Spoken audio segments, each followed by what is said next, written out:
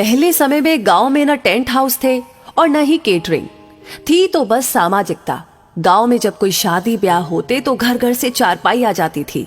हर घर से थरिया, लोटा, कलछुल, कराही इकट्ठा हो जाता था और गांव की ही महिलाएं एकत्र होकर के खाना बना देती थी। औरतें ही मिलकर दुल्हन को तैयार कर देती थी और रस्म के सारे गीत गा देती थी। तब डीजे अनिल और डीजे सुनील जैसी चीजें नहीं होती थी और ना ही कोई ऑर्केस्ट्रा वाले फूहड़ गाने। गांव के सभी चौधरी टाइप के लोग पूरे दिन काम करने के लिए इकट्ठे रहते थे।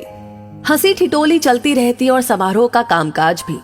शादी ब्याह में गांव के लोग बारातियों के खाने से पहले खाना नहीं खाते थे, क्योंकि ये घरातियों की इज्जत का सवाल होता था। गांव की महिलाएं गीत गाती जाती और अपना काम करती रहती। सच कहूं तो उस समय गांव में सामाजिकता के साथ समरसता होती थी। खाना परसने के लिए गांव के लड़कों का गैंग समय पर इज्जत संभाल लेते थे। कोई बड़े घर की शादी होती तो टेप बजा देते, जिसमें एक कॉमन गाना बजता था, मैं सेहरा बांध के आऊंगा मेरा वादा है। और दूल्हे राजा भी उस दिन खुद को किसी युवराज से कम न समझते। दूल्हे के आसपास नाव हमेशा रहता। समय समय पर बाल झाड़ते रहता था कंघी से और समय समय पर काजल पाउडर भी पोत देता था ताकि दूल्हा सुंदर लगे। फिर दोबारा का चार होता, फिर शुरू होती पंडित जी की महाभारत जो रात भर चलती रहती।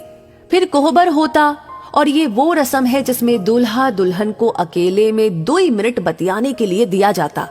लेकिन इतने कम समय में कोई क्या खाक बात कर पाता। सवेरे खिचड़ी में जम के गारी गाई जाती और यही वो रस्म है जिसमें दूल्हे राजा जेम्स बॉन्ड बन जाते। हम नहीं खाएंगे खिचड़ी। फिर उनको मनाने कन्या पक्ष के सब जगलर टाइप के लोग आते। अक्सर दूल्हे की सेटिंग अपने चाचा या दादा से पहले ही सेट रहती थी और उसी अनुसार आधा घंटा की पौन घंटा रिसियाने का क्रम चलता और उसी से दूल्हे के छोटे भाई सहबाला की भी भौकाल टाइट रहती।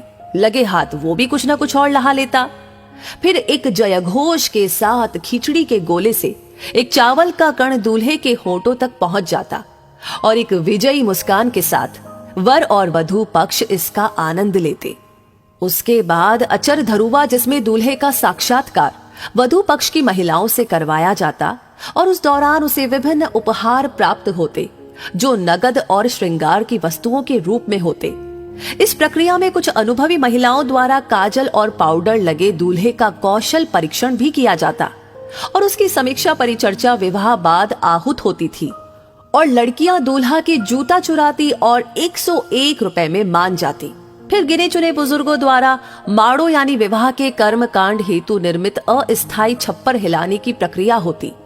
वहां हम लोगों के बचपने का सबसे महत्वपूर्ण आनंद उसमें लगे लकड़ी के शुंगों यानी कि तोता को उखाड़कर प्राप्त होता था और विदाई के समय नकद नारायण कड़ी कड़ी 10 रुपए की नोट जो कहीं 20 रुपए तक होती थी। वो स्वर्गिक अनुभूति होती कि कह नहीं सकते। हालांकि विवाह में प्राप्त नगद नारायण माताजी द्वारा 8 आने से बदल दिया जाता था। आज की पीढ़ी उस वास्तविक आनंद से वंचित हो चुकी है जो आनंद विवाह का हम लोगों ने प्राप्त किया है।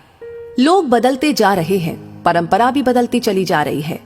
आगे चलकर ये सब देखने को मिलेगा कि नहीं वो विधाता जाने, लेकिन जो मजा उस समय में रहा वो मजा अब धीरे धीरे विलुप्त हो रहा है। वैसे आप क्या कहेंगे इस बारे में? आप कितना सहमत है? आपकी क्या राय है? हमें जरूर बताएं और इस वीडियो को ज्यादा से ज्यादा शेयर जरूर करें। आपका हर एक लाइक, हर एक कमेंट और हर एक शेयर हमें मोटिवेट करता है ऐसी चीजें, ऐसी बातें आप तक पहुंचाने के लिए। साथ ही हमारी हर वीडियो को सबसे पहले पाने के लिए हमारे पेज को फॉलो करना ना भूलें। धन्यवाद।